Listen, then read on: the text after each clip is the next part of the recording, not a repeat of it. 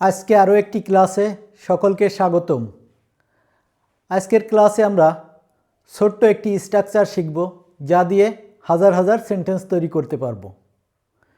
স্ট্রাকচারটি দিয়ে যে সেন্টেন্সগুলো তৈরি করতে পারবো সে সেন্টেন্সগুলো আমরা একটু দেখে নিই।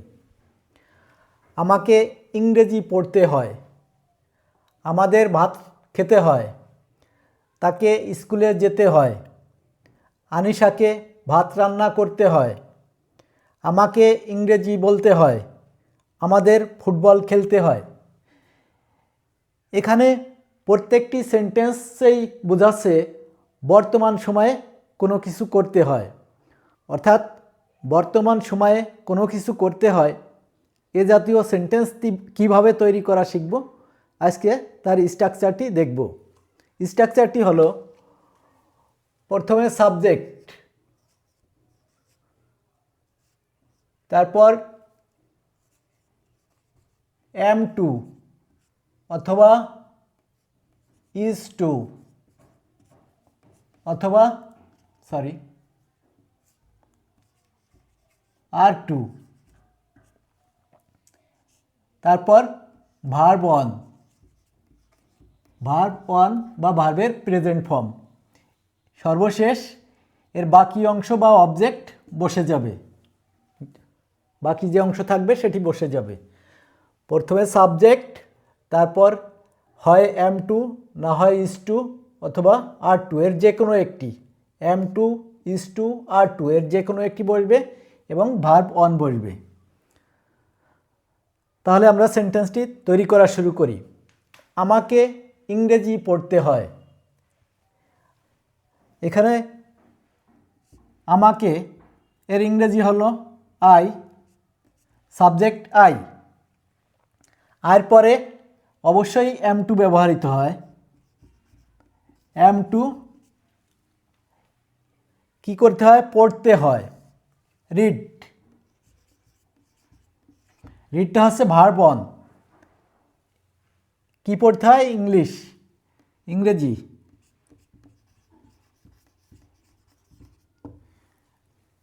I am to read English, আমাকে ইংরেজি পড়তে হয়, অর্থাৎ বর্তমান সময়ে কোনো কিছু করতে হয়।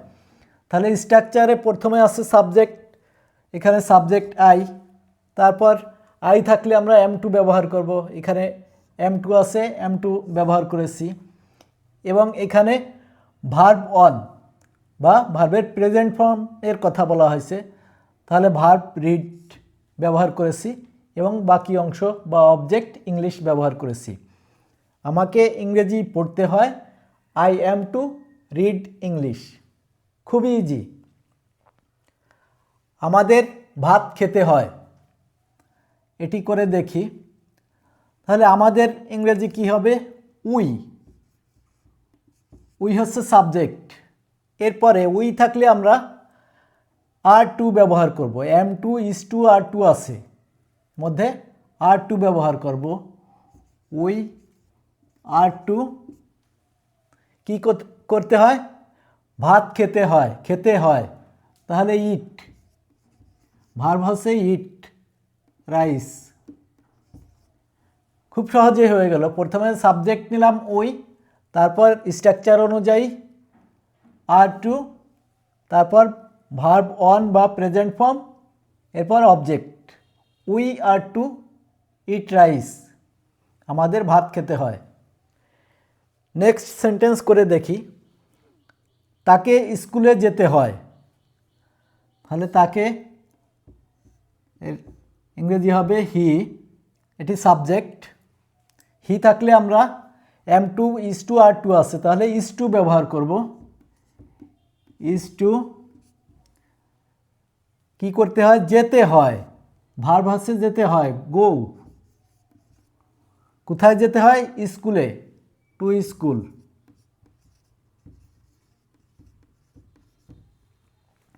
প্রথমে আমরা সাবজেক্ট নিলাম হি, তারপর স্ট্রাকচার অনুযায়ী is to ব্যবহার করলাম এবং ভার্ব অন বা প্রেজেন্ট ফর্ম গো ব্যবহার করলাম। হি is to go to school, তাকে স্কুলে যেতে হয়, অর্থাৎ বর্তমান সময়ে তাকে কিছু করতে হচ্ছে। আনিশাকে ভাত রান্না করতে হয়, এখানে সাবজেক্ট আনিশা,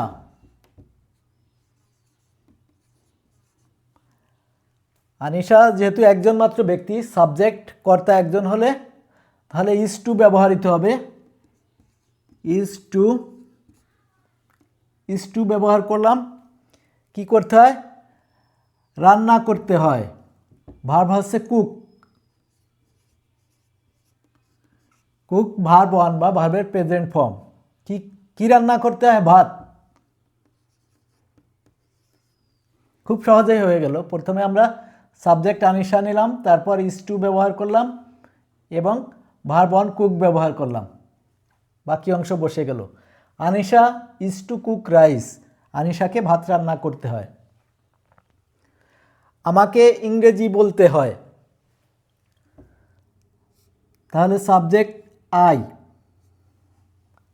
আয়ের পরে কি ব্যবহৃত হবে? Am to. কি করতে হয়? বলতে হয়। কি বলতে হয়? ইংরেজি বলতে হয়, তাহলে speak English. Speak verb one বা ভার্বের present form, speak English.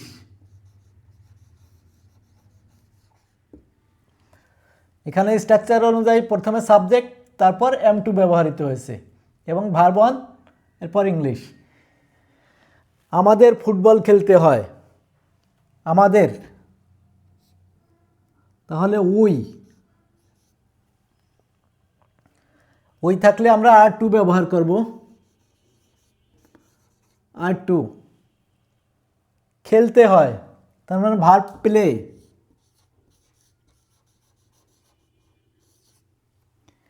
We are to play football.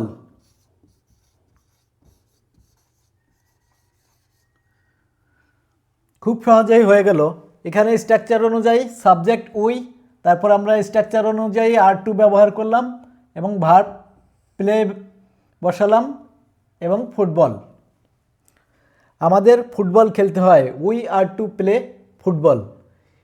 এভাবে এই ছোট্ট একটি স্ট্রাকচার দিয়ে আমরা কিন্তু প্রচুর সেন্টেন্স তৈরি করতে পারি। আমরা সেন্টেন্সগুলো আর একবার দেখে নেই। আমাকে ইংরেজি পড়তে হয়, I am to read English. আমাদের ভাত খেতে হয়, we are to eat rice. তাকে স্কুলে যেতে হয়, he is to go to school.